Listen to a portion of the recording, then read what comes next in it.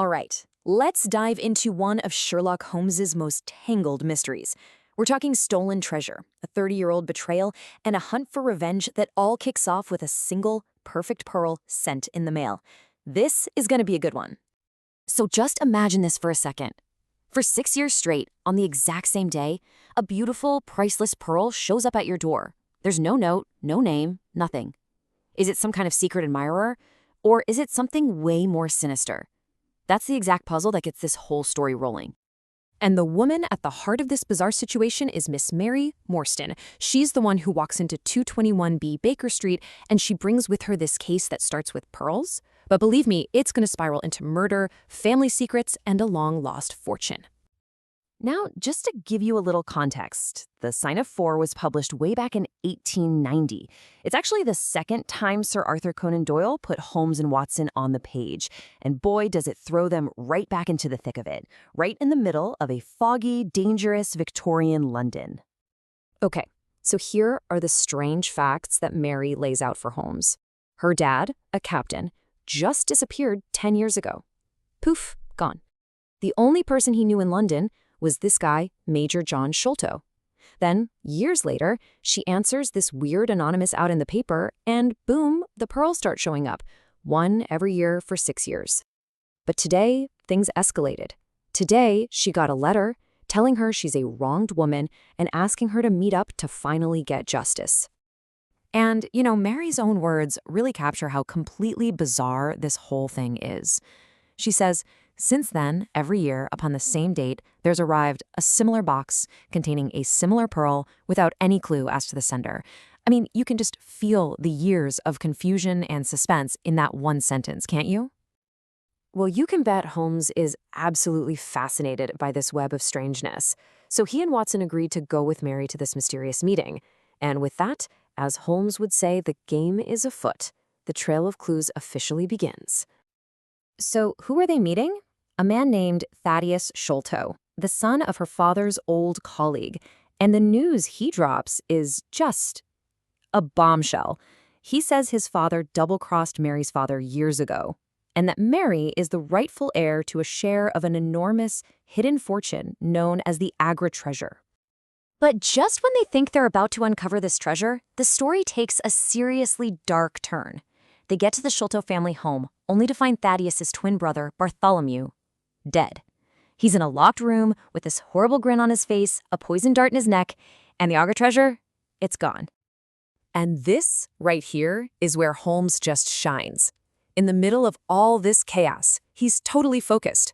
He spots impressions from a wooden leg. Okay, so one of the bad guys has a peg leg. Then he sees another set of footprints, tiny, bare footprints. So the accomplice is someone unusually small. And the biggest clue of all, a note left on the body, signed with just 4 words, the sign of 4. Armed with these incredible deductions, Holmes knows exactly what he's looking for.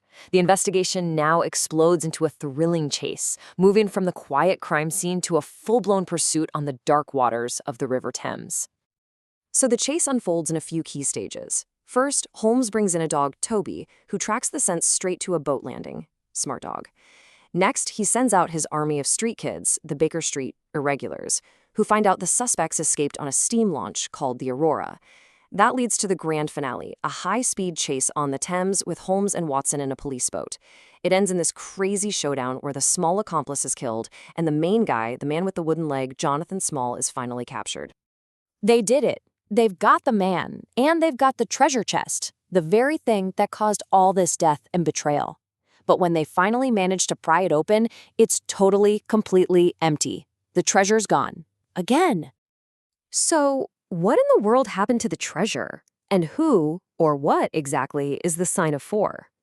Well, their prisoner, Jonathan Small, has all the answers. And now, he's finally ready to tell his unbelievable story of greed, murder, and revenge that stretches back 30 years. And this backstory is the key to everything. It all started way back in 1857. Jonathan Small and 3 accomplices stole the Agra treasure, and they swore an oath calling themselves the 4. But Small got caught and was shipped off to a penal colony. While there, he made a deal with 2 guards. You guessed it, Major Sholto and Captain Morstan, to split the treasure if they helped him escape. But Sholto betrayed everyone. He stole the treasure for himself and just took off for England. When Morstan tracked him down to get his share, he had a heart attack and died during the argument. For decades, Small plotted his revenge, and he finally escaped, ready to get his treasure back, no matter the cost. So after this incredible tale of greed and betrayal that spans decades, how does it all finally end? What happens to this so-called cursed treasure and all the people whose lives it completely destroyed? And here it is, the final mind-blowing twist.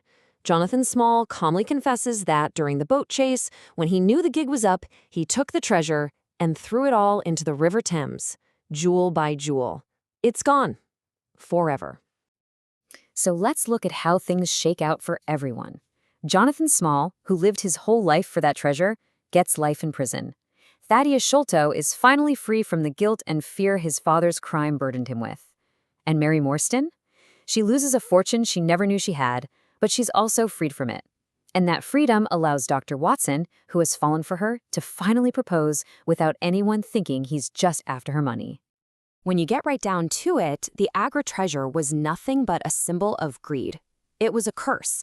It's only when it's literally removed from the equation, sunk to the bottom of a river, that goodness, peace, and even love are finally able to win out over all the darkness it caused. Which really leaves us with one last question to think about, doesn't it? Is true wealth about what you manage to get, what you possess? Or is it found in what you're willing to let go of?